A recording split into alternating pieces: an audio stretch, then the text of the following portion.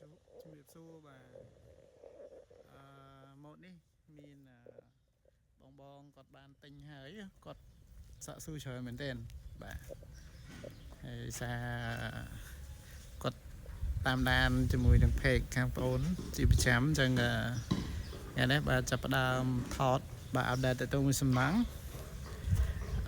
ប៉ុន្តែគាត់ថាឥឡូវជាមិនទាន់ចូលធ្វើការច្រើនទេបន្ទាប់ពីចូលឆ្នាំខែ4មកហ្នឹងគាត់មិនទាន់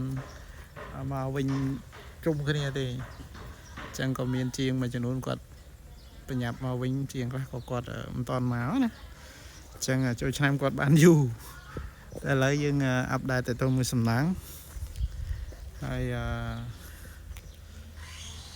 មានអីបាទអានេះយើងចាប់ផ្ដើមចាក់ចដាចាក់អីចាក់ដល់ជាន់ទី2ឲ្យគាត់ហើយអស់ហើយបាទហើយតែខាងនេះជូខាងនេះបាទគឺខាងជាងគាត់ចូលធ្វើពីដានធ្វើអីរៀបការ៉ូរៀបអីបដាឡើងវិញខ្លះសម្រាប់ជាងដែលគាត់អញ្ជើញមកមុន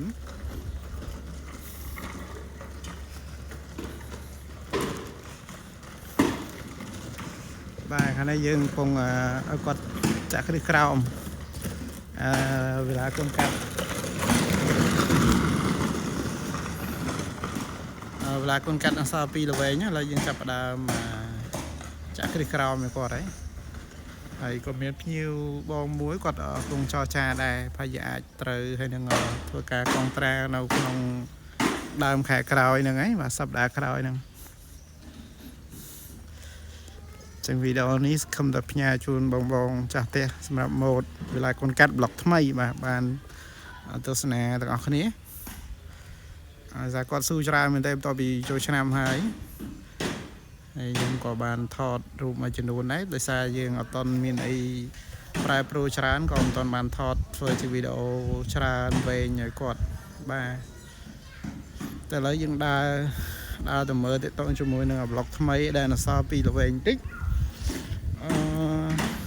អានេះតម្លៃ60000ជាងបាទបញ្ជាក់ពុកម៉ែបងប្អូនបាទមើលវីដេអូមួយថ្ងៃខ្លះលោកអត់តន់ដឹងតម្លៃ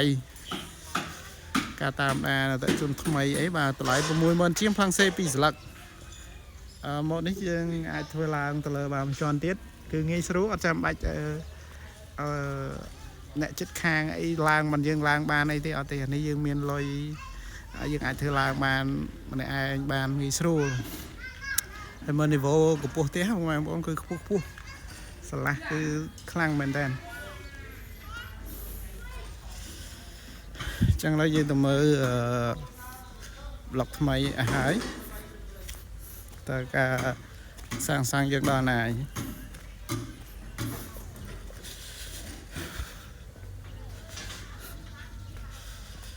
បាទយើង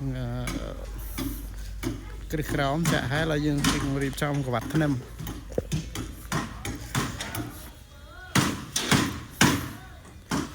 បាទរៀបចំក្បាត់ធ្នឹមឲ្យ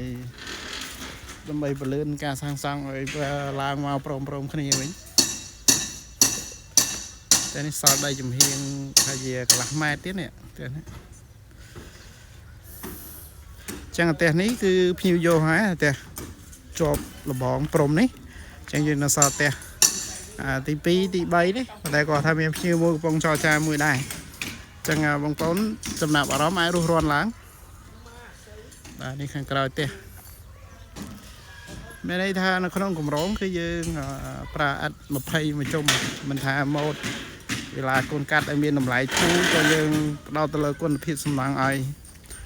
ពុកម៉ែបងប្អូនឬក៏បងគាត់បានទិញឲ្យដែរបាទនេះមើលឃើញជាក់ស្ដែងទាំងមុខទាំងក្រោយទាំងចំហៀងមកយើងប្រើបាទហើយមើលធ្នឹមអីមួយ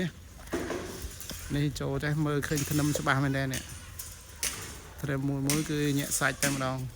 ចឹងបានគ្រឹះយើងហ៊ានធានាឲ្យភ្ញៀវគាត់ទិញហើយគាត់អាចធ្វើឡើងមកមួយជាន់ទៀតណាចឹងវីដេអូសម្រាប់វេលាកូនកាត់នេះជាពិសេសផ្ញើជូនបងដែលគាត់បានទិញហើយនៅក្នុងគម្រោងបាទគាត់តែខាងចង់ឃើញផ្ទះគាត់មិនសូវដែលបានអញ្ជើញមកគាត់ចុះរវល់ធ្វើការដែរចឹងហើយនឹងតេជន់ចង់បានថ្មីអាចដំណើរតាមលេខយកលេខទូរស័ព្ទខាងបងប្អូននៅខាងលើឬក៏ចុះឆាតចូលប្រអប់សារក៏បានដែរបាទអរគុណសូមជម្រាបលា